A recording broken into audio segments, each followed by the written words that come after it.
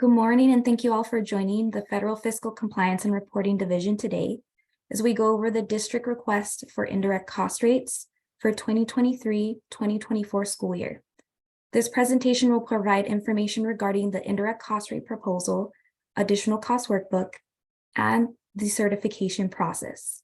As a reminder, this training pertains to school districts only. It does not apply to charter schools because charter schools have a completely different way of getting their rates.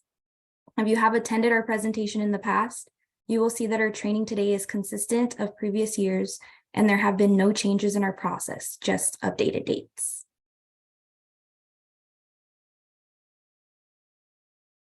Here is our standard disclaimer, which is a reminder that this presentation slide deck reflects TEA's understanding of the federal laws and guidance related to the issuance of indirect cost rates. However, this guidance does not constitute legal advice, and so if LEAs are then advised to seek legal counsel regarding the information in this presentation before acting on such information and guidance. So presenters today will be myself, Ashley Rubio, and the project lead of this topic, Saida Durenga, and this presentation is conducted in a webinar setting, therefore all mics have been muted. We encourage if you have any questions during our presentation to be sure to type them in the Q&A section, and they will be reviewed and answered by our supporting colleagues, Kathy Lovett and Trisha Murray. We will also have time for questions at the end of our presentation. For today, our agenda includes several topics. We will discuss the role of the United States Department of Education, the ICRP and ICRP ACW overview, the timeline, how to complete the ICRP ACW, how to submit the ICRP ACW, ICRP next steps, and reviewing and certifying the ICRP. Now, before we jump into the agenda, we would like to point out our indirect cost rates webpage. This webpage is located on the TEA website, and here our team has provided LEAs with up-to-date resources and tools for the new cycle to use while completing their ICRP ACW. Here you'll find accessible links like the ICRP Additional Cost Workbook in Excel format, as well as the ICRP ACW instruction manual and an FAQ, which are extremely helpful. In addition, we have provided copies of this slide deck in PowerPoint and PDF format for your guidance. So let's get into the USDE methodology overview. This methodology for calculating indirect cost rates is dictated by federal laws and by the U.S. Department of Education, USDE. By designating TEA as a cognizant agency for indirect costs, USDE authorizes TEA to issue indirect cost rates to independent school districts, open enrollment charter schools, education service centers, and other governmental agencies, and just like Wyndham, TJJD, and Harris County Department. USDE and TEA are in a delegation agreement where they approve our method and procedures of calculating indirect cost rates. Therefore, the current delegation agreement that was received in 2019 is still in effect for the next cycle. There are no changes in the indirect cost calculation, and the application process for 23-24 that you see in this presentation is the same. The reason why our forms and procedures are consistent is because they are approved by USDE, and we cannot change our process without a new delegation agreement. Now we'll go over the USDE delegation agreement that is currently in effect. Beginning with the school year of 2020-2021 and beyond, we received a new delegation agreement from USDE that specifies the approved indirect cost rate calculation methodology. In that agreement, USDE reaffirmed and clarified current procedures in the LEA plan. No indirect cost rate extensions are allowed, and all indirect cost rates extensions beyond 2017 through 2018 were rescinded. Rates must be requested by districts every year and then calculated by TEA every year. 3 years of financial data must be used to calculate indirect cost rates. For instance, to calculate 23-24 school year or fiscal year 24, financial data from 1920, 2021, and 21-22 will be utilized.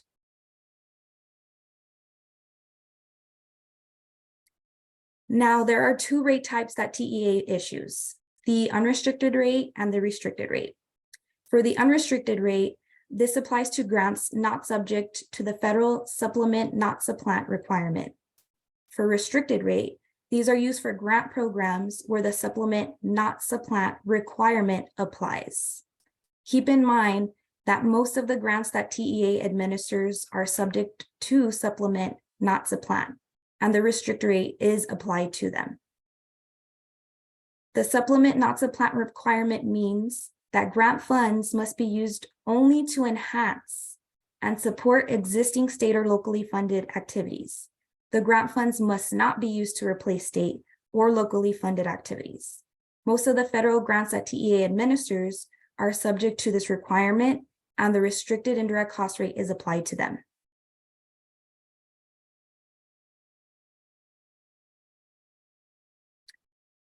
Because of the size and the amount and complexity of the data required by the ICRP, TEA has developed a data collection methodology that utilizes PEIMS data. However, a small amount of that required data cannot be obtained through PEIMS. Therefore, districts will be asked to provide a small amount of additional cost data to TEA. Districts can easily obtain this additional cost by running simple queries within their financial accounting systems. Districts will not be required to analyze or classify any costs. Because districts are required to request rates, and because TEA needs a small amount of additional cost information for the ICRP, the procedure for districts to request indirect cost rates through the submission of the ICRP additional cost workbook. So essentially, once you request the ICRP ACW and complete it, then at that point, TEA knows that you have requested an indirect cost rate. The ICRP additional cost workbook.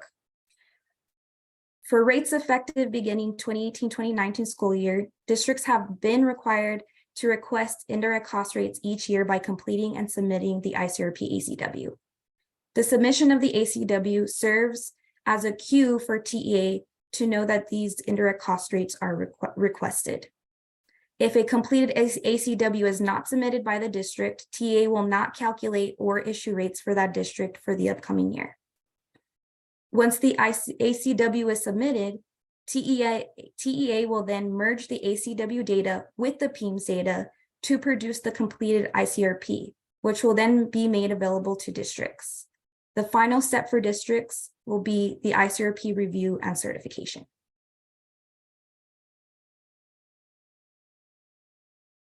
Once TEA receives the ACW, we will pre-populate the ICRP with the following data.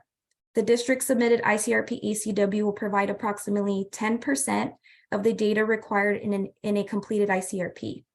TEA will then obtain the remaining data needed from the ICRP from a district certified public education information, also known as PEIMS data. TEA will populate the ICRP for each district that submits an ICRP ACW by merging the PEIMS data with the data submitted by the district, which is the ICRP ACW. TEA will then provide the complete ICRPs to the districts for review and certification. We do like for you to remember that TEA is requesting this additional data via the ACW because the data is required for the indirect cost rate calculation and cannot be obtained through the PEIMS system. Most of the expenditure data submitted in the ICRP ACW are for costs that are considered excluded costs for the indirect cost rate calculation. Leaving these costs out of the calculation causes resulting rates to be much lower than it should be.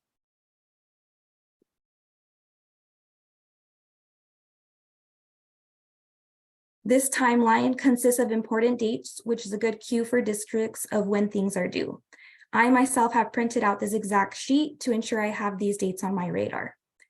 The ACW was made available to districts on November 3rd, 2022. And you can find this ACW as mentioned on the ICRP webpage and as well as the GFFC reports and data collections. I do want to mention to put a pin on the next date, which is January 19th, 2023. This is the due date of the ICRP ACW. TEA will then post the complete ICRPs by April 20th, 2023 in GFFC reports. Districts will then be required to review and certify acceptance of resulting indirect cost rates by May 19th, 2023. And that's another pin that I would put on for that specific date.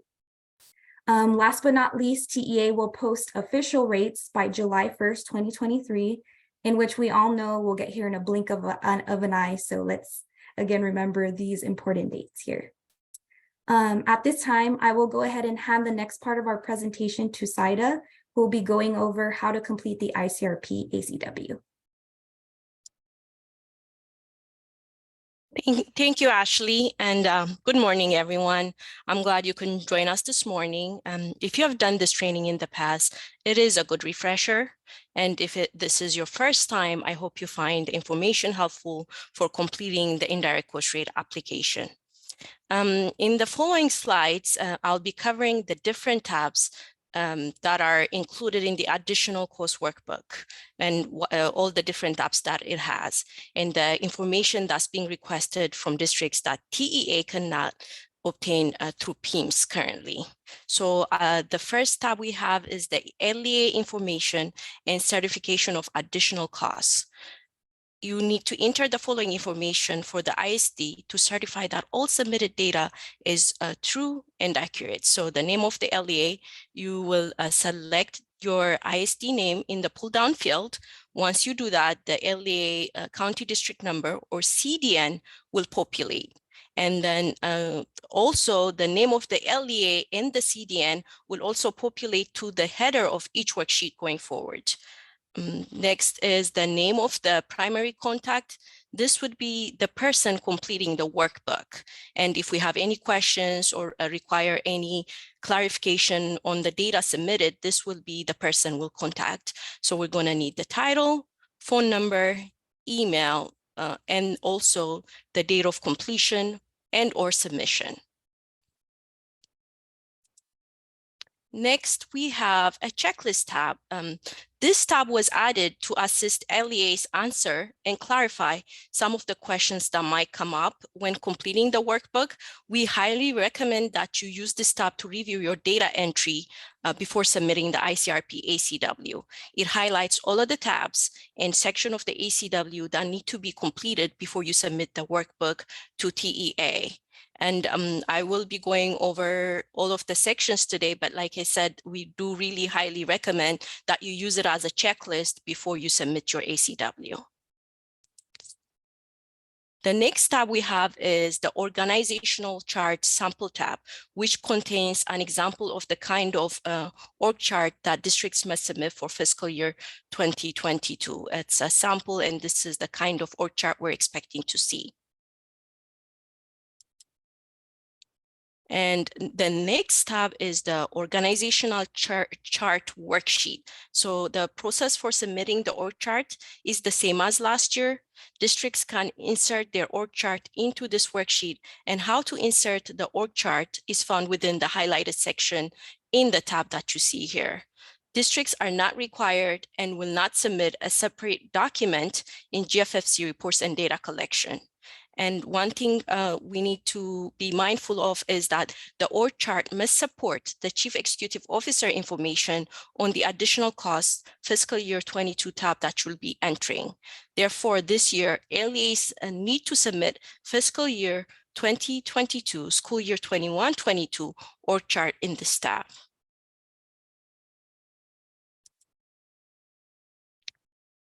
As mentioned earlier, 2018-19 school year was the first year TA implemented the required 3 years of financial data to calculate your 1-year rates.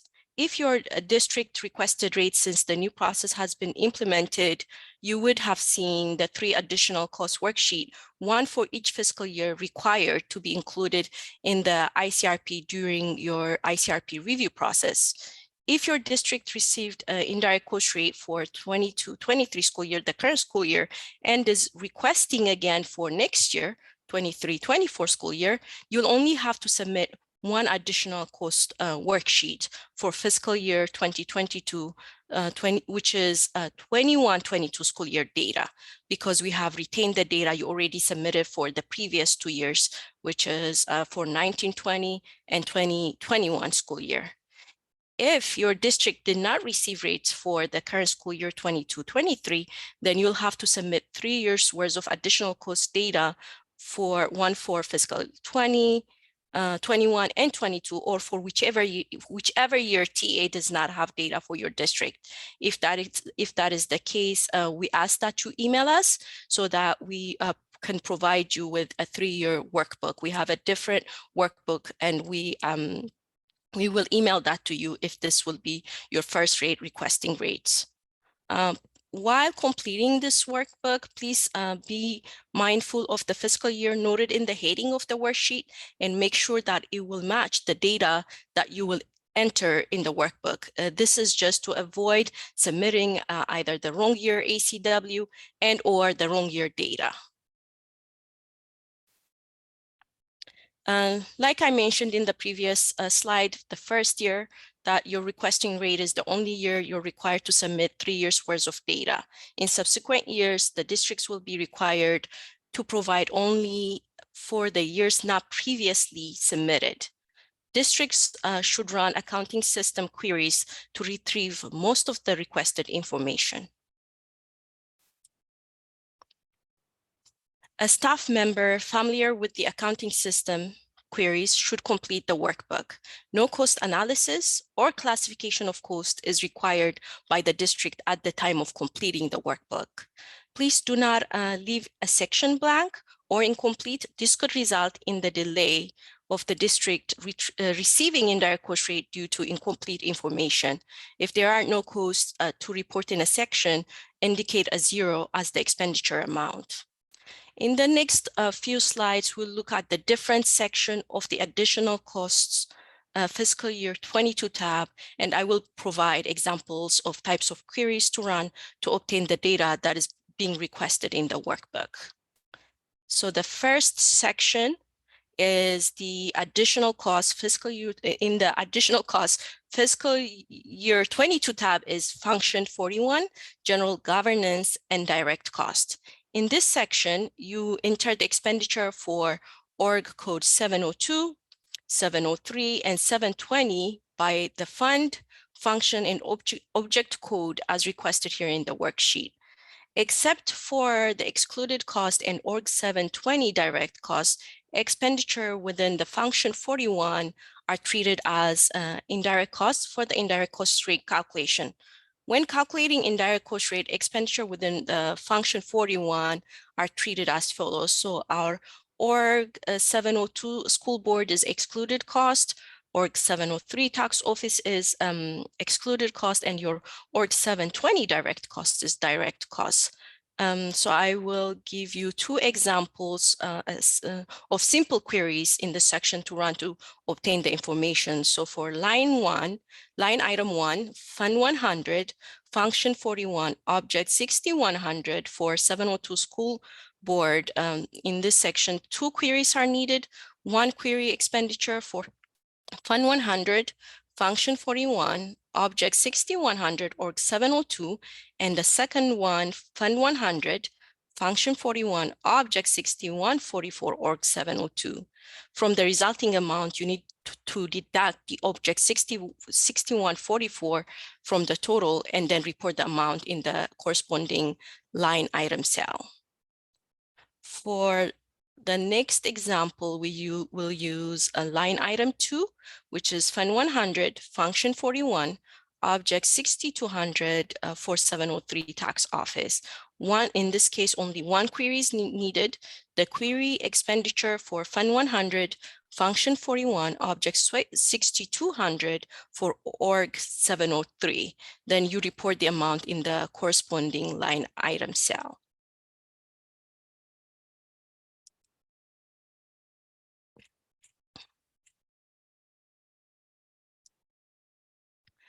So the next section we have is the TRS on behalf payments and or Medicare Part D payments. Enter the expenditure for all TRS on behalf payments and or Medicare Part D payments made during the applicable fiscal year by the appropriate fund, function, and object 6144 code as requested in the worksheet. These payments are considered excluded in the indirect cost rate calculation. An example query for this one will be for line item 1 again. It is going to be for Fund 100, Object 6144 for Function 1X. One query is needed, the query expenditure for Fund 100, Function 1X, Object 6144. Then you report the amount in the corresponding line item cell. The next section in the ACW is the food and meal costs of food service program. Enter all food and milk expenditure in a food service program made during the applicable fiscal year by the appropriate fund, function, and object 6341 code as requested in the worksheet. An example query to run over here will be, again, we'll use line item 1, for Fund 100, Object 6341 for Function 3X. One query is needed, the query expenditure for Fund 100, Function 3X, Object 6341. Then you report the amount in the corresponding line item cell. Expenditures for food and milk in a food service program are considered excluded costs. The next item is depreciation expense amounts. Enter the total depreciation expense charged to governmental activities for buildings, improvements, and furniture, equipment, and vehicles. Depreciation expense is a critical expense to report and is required. Under or over reporting the depreciation amount will distort the indirect cost rates considerably.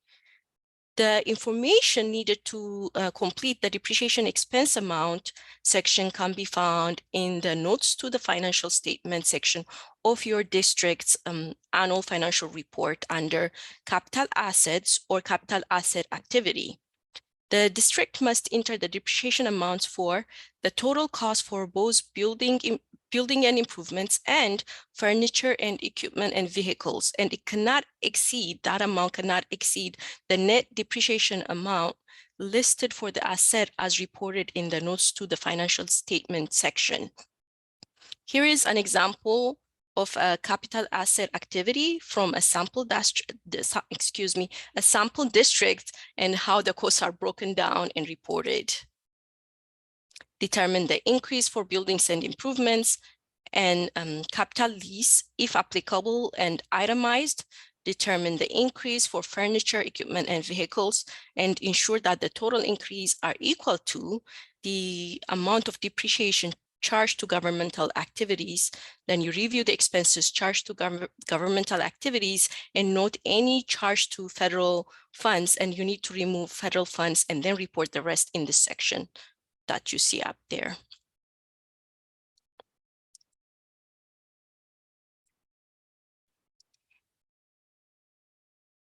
The next section is payment to fiscal agent, member districts of shared service arrangements, or SSAs. You are only required to report federal funds here. Answer yes or no to the question, did the LEA make payments to a fiscal agent and or member district of an SSA funded with federal grant funds from Function 93? Please note that, again, the question is asking for payments from federal grant funds, and many districts are participating in non-federally funded SSAs. If your answer is no, then you can proceed to the next section as no further data entry is required. If your answer is yes, then you need to complete the section by providing the requested details on any payments made to fiscal agent and or member districts of an SSA for federally funded SSAs. The best query to gather this data is a query of payment history for Function 93, Object 649X. This report will provide the SSA payments by fund. itemize the payments in the worksheet based on the funding source. It is important to remember to include the CFDA number here, as this number confirms that the payment was made with federal funds. And if there is no CFDA number, then the payment was not likely made from federal funds and should not be reported here. These payments, payments to fiscal agent and SSA members of SSA are considered excluded cost in the indirect cost rate calculation, except for the first $25,000 of each payment, which is counted as direct cost. Although you will input the total amount of the SSA payments here, the final ICRP will calculate as direct cost only the first $25,000 of each of the payments that are reported here, and the remainder of each payments will be considered excluded. The next section is the federal subrecipient items, federal subgrants, and federal grant pass-through funds. Here again, you only need to report federal funds, excuse me. Subrecipient item is the disbursement of federal grant funds by the district to another entity to carry out a portion or all of a federal grant program. A subrecipient or the payee is the entity to which you distribute funds in a subgrant. The federal subgrant, the federal subrecipient section is used if your district issued a subgrant for food service program and or other pass-through funds. Funds given to other entities that are not fiscal agent or member districts of an SSA for the purpose of the ICRP ACW, we have separated payments to fiscal agent SSAs from other federal subrecipient items to define costs. Here again, you do need to answer a yes or no to the question, did the district distribute federal grant funds as a subgrant or a federal grant pass-through funds? If your answer is no, then you can proceed to the next section as no further data entry is required. Most districts will answer no to this question.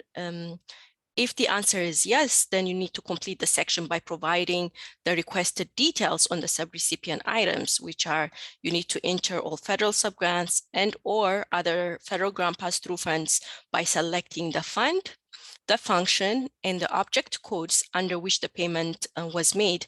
And then you need to enter the payee name, a description of the subrecipient item, the CFDA number, the begin and end dates, and the final amount.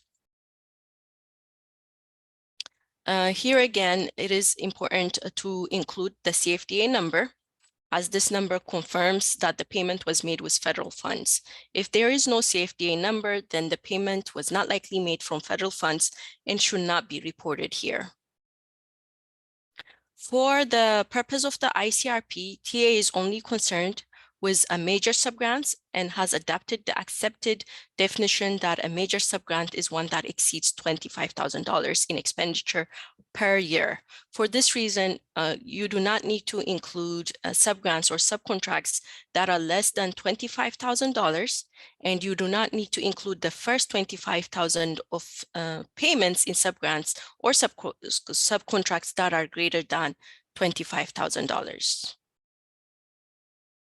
One thing I would like to note here is districts will not have subgrants or grant pass-through funds on educational funds or educational grants. However, districts may have subgrants or grant pass-through funds on non-educational grants awarded by another agency. TA is not expecting to see items entered in this section unless a district has issued a subgrant for their food service program.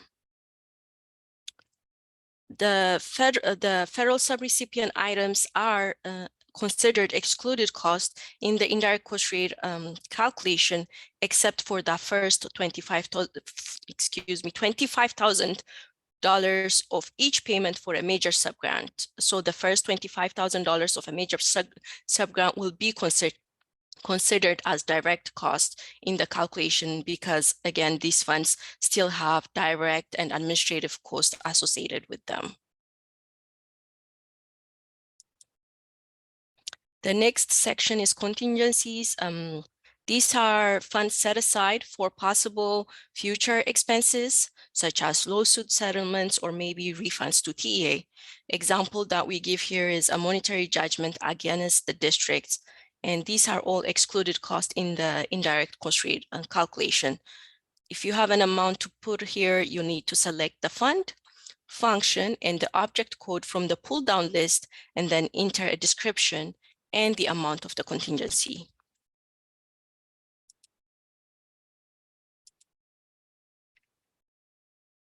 Chief Executive Officer information. Enter all expenditures for Chief Executive Officers and their immediate support people, employees. What you need to enter is the state local salaries and the fixed cost by function and the position name. These positions should correspond to the organizational chart that you will be inserting and pasting within the ICRP ACW org chart tab that we looked at earlier. TA will review and verify that the org charts support the position titles and details entered in this section.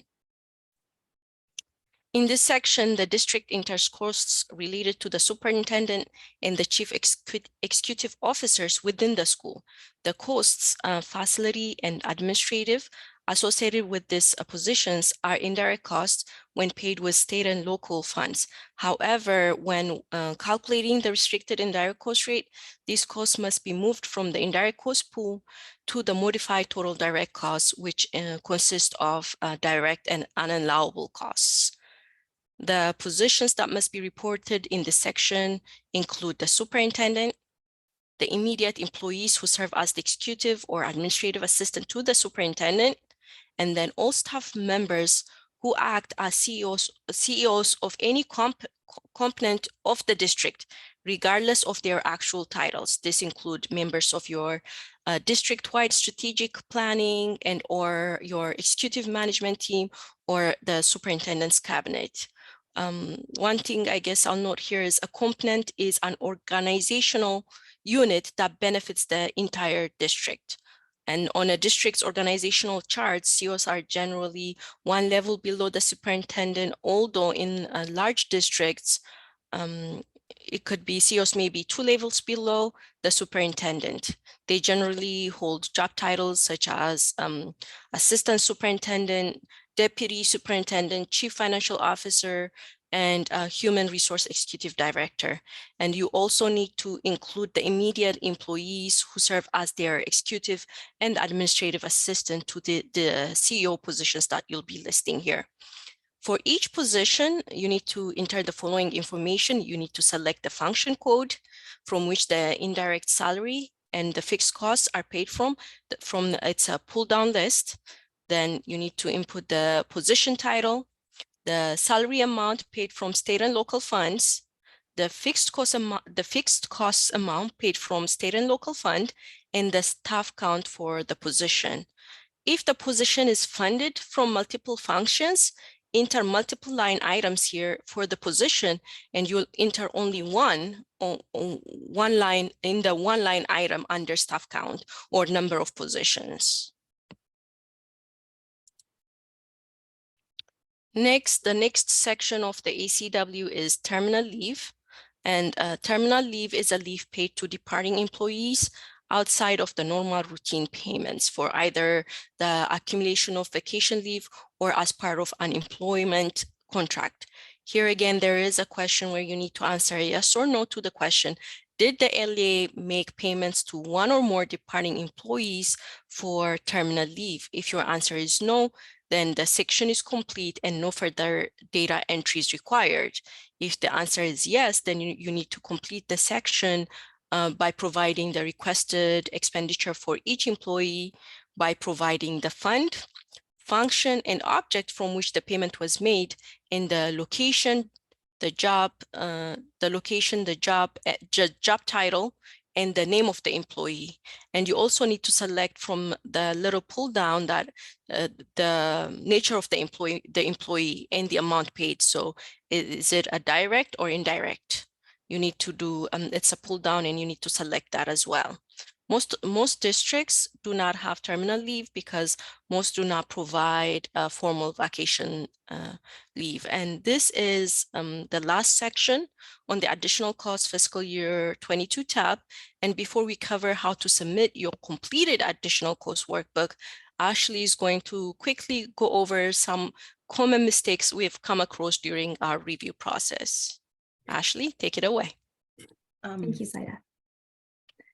So the next few slides, we will discuss some areas of opportunity to focus on when completing the following sections.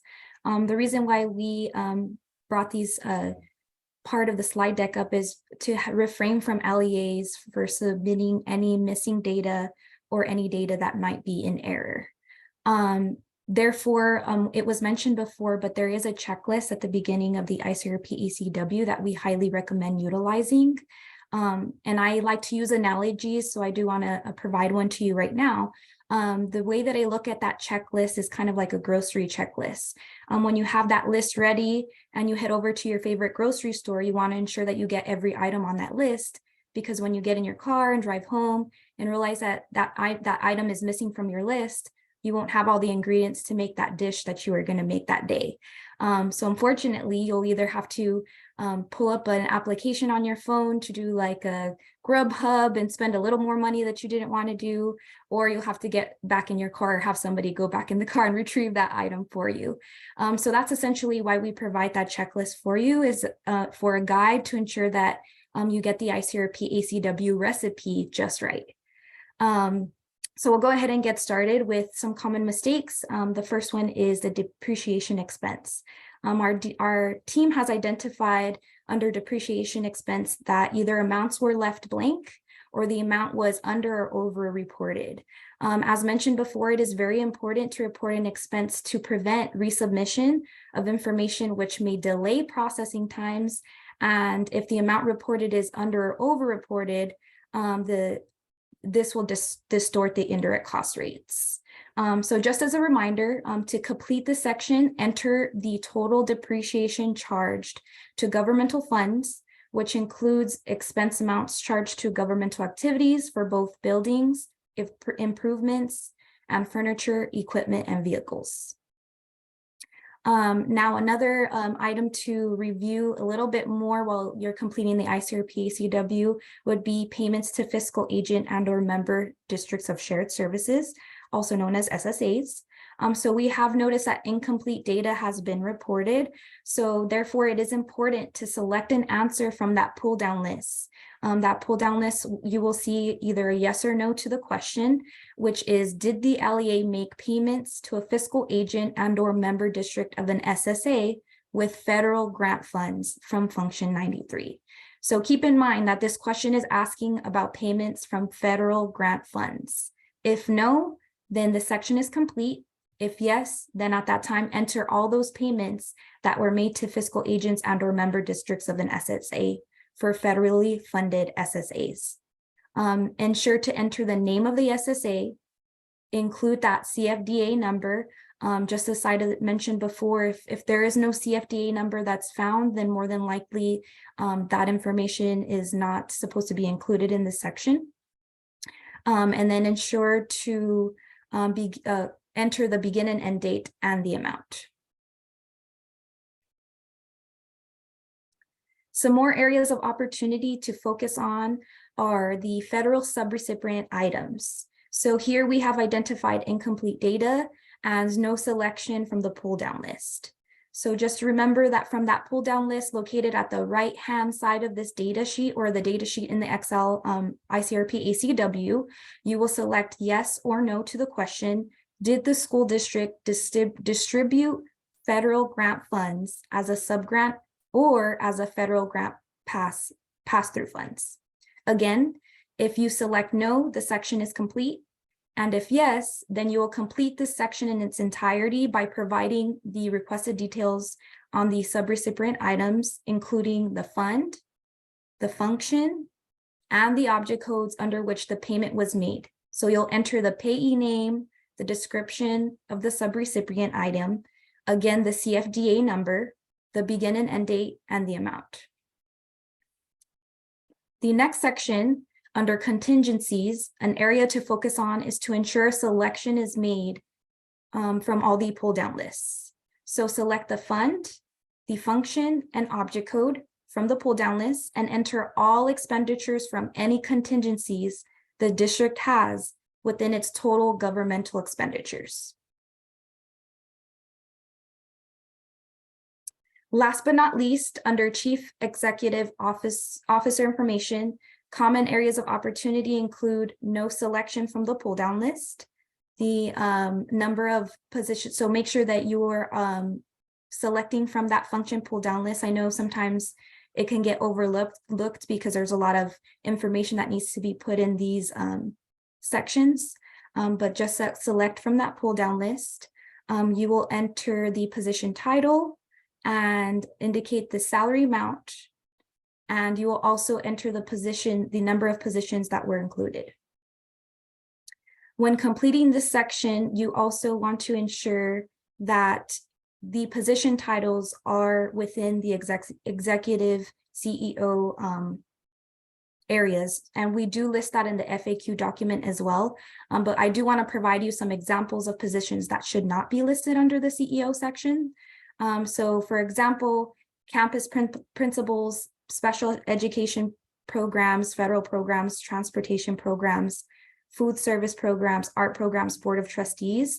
So these are not positions that should be listed here.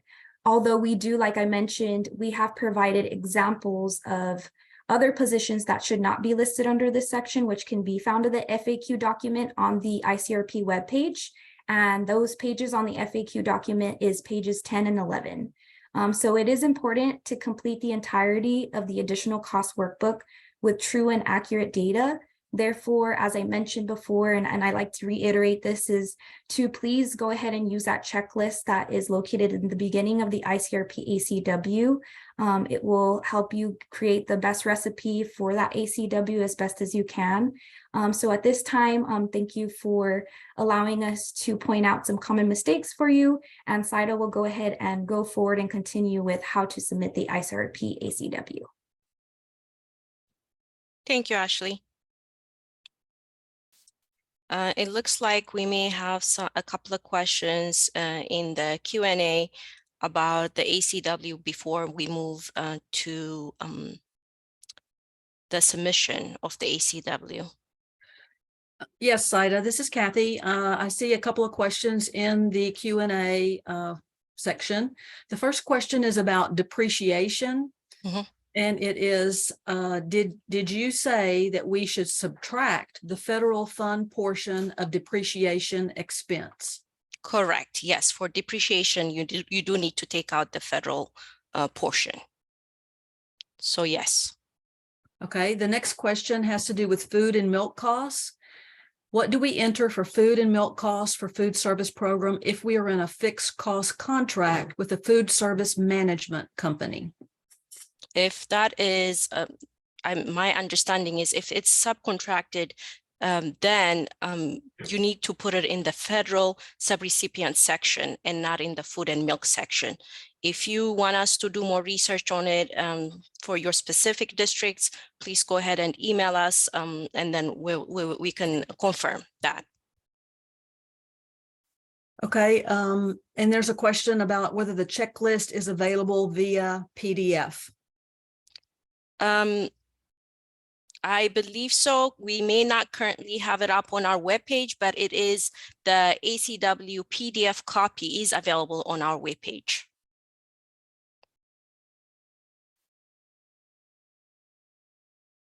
So yes. Okay, the next question is what query can we run to get an amount for contingency? In that section, there is actually a pull down menu for fund function.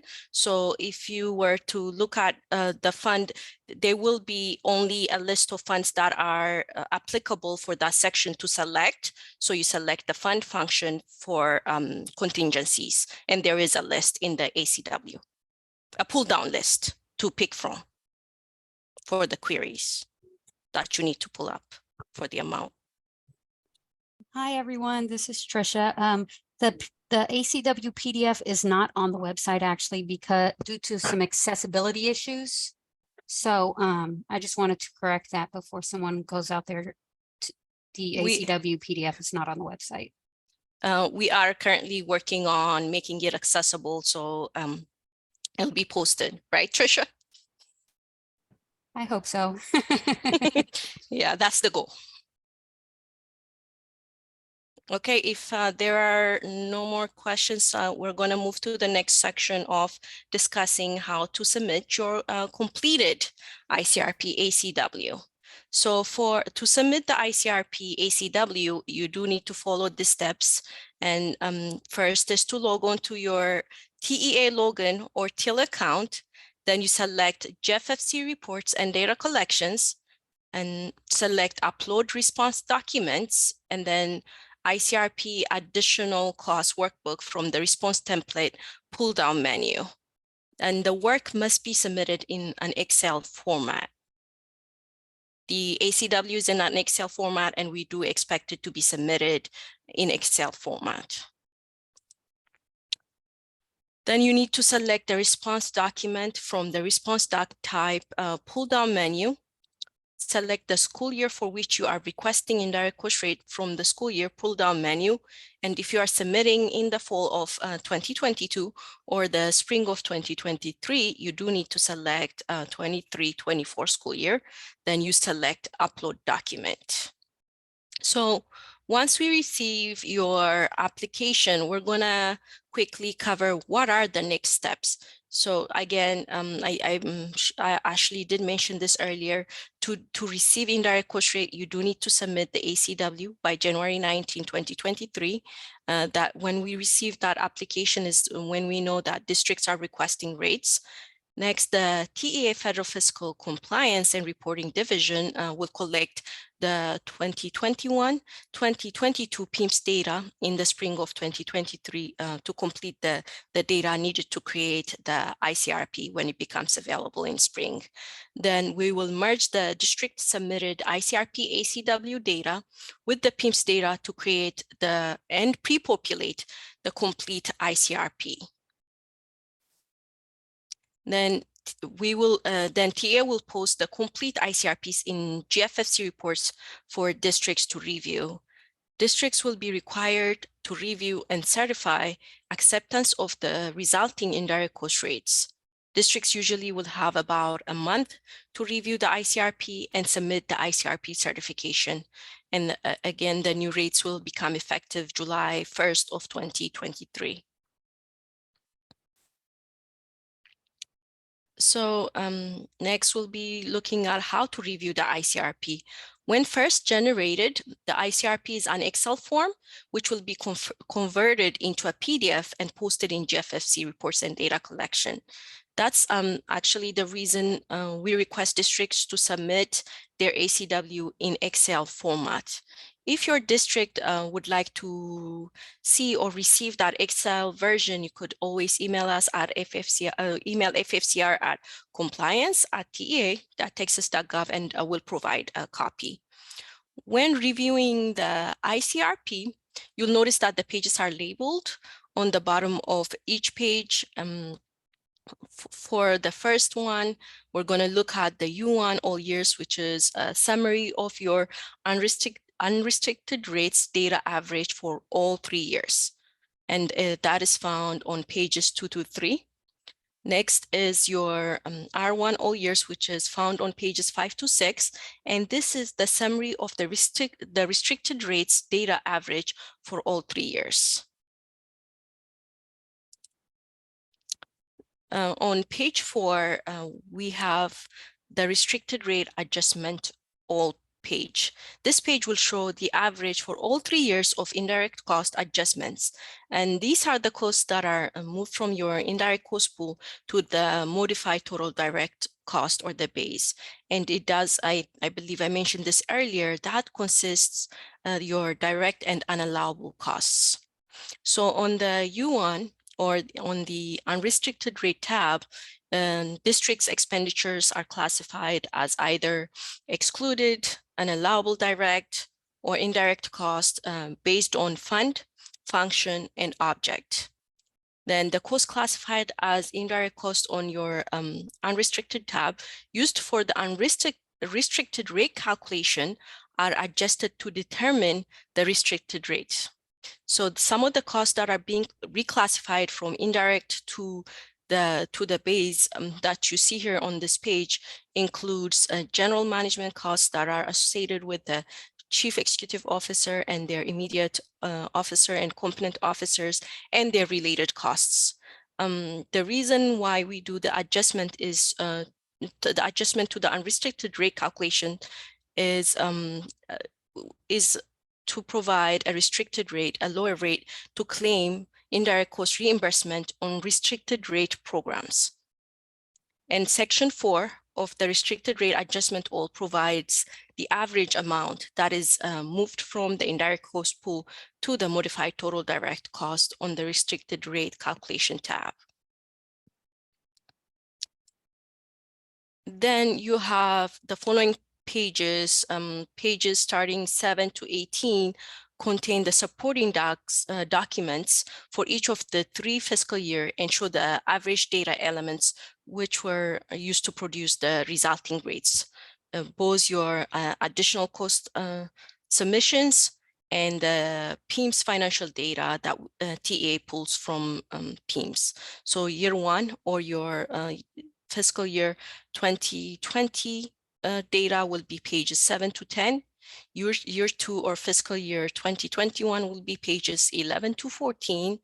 And year 3 or fiscal year 2022 will be pages 15 to 18.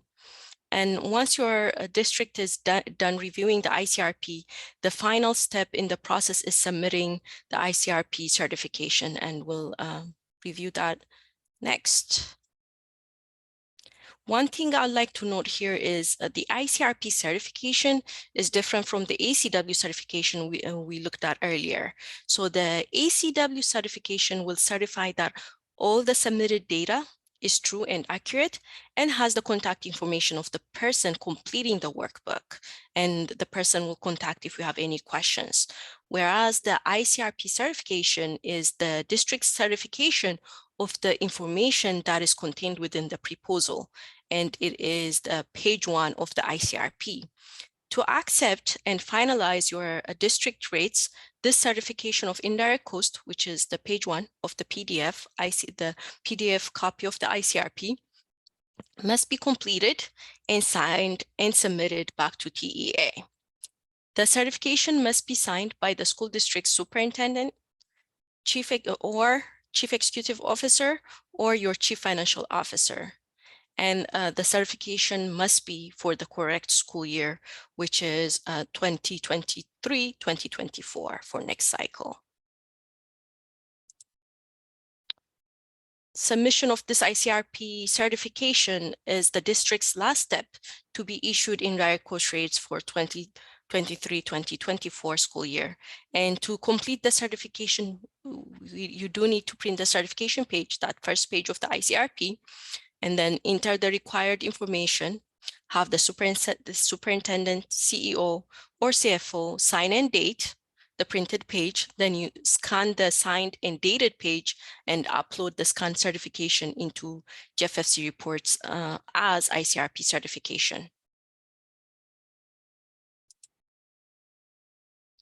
And to submit the ICRP certification in GFFC reports and data collection, the due date is May 21st. And in order to complete, these are the steps you need to follow, which is, again, log on to TIL or TA login, select GFFC reports and data collections, upload response document, select ICRP certification from the response template title pull-down menu, select response document from the response doc type, pull-down menu again, and then you select the school year, which is, of course, 2023-2024 from the pull-down menu, and then select upload document.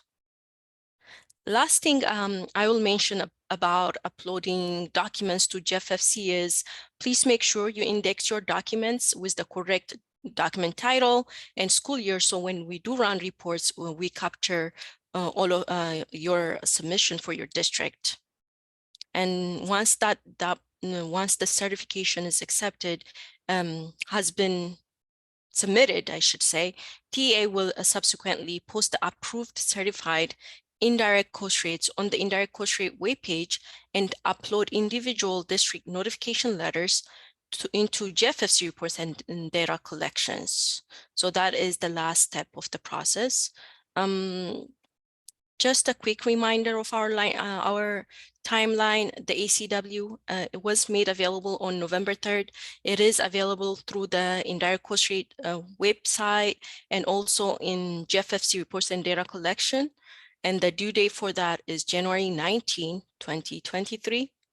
And then TA will post the complete ICRPs by April 20th, 2023 in GFFC, and districts will be required to review and certify their rates by May 19 of 2023, and the TA will post official rates by July 1 of 2023.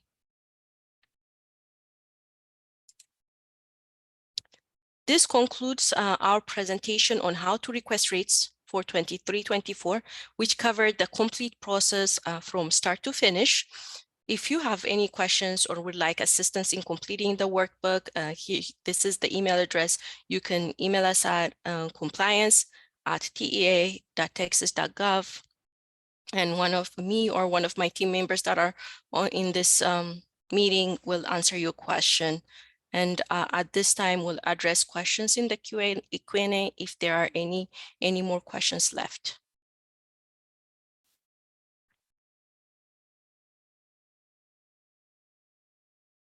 Right now, Saida, there are no outstanding questions. There are some requests for where to get today's presentation. As Saida said, it is on the webpage. Yes.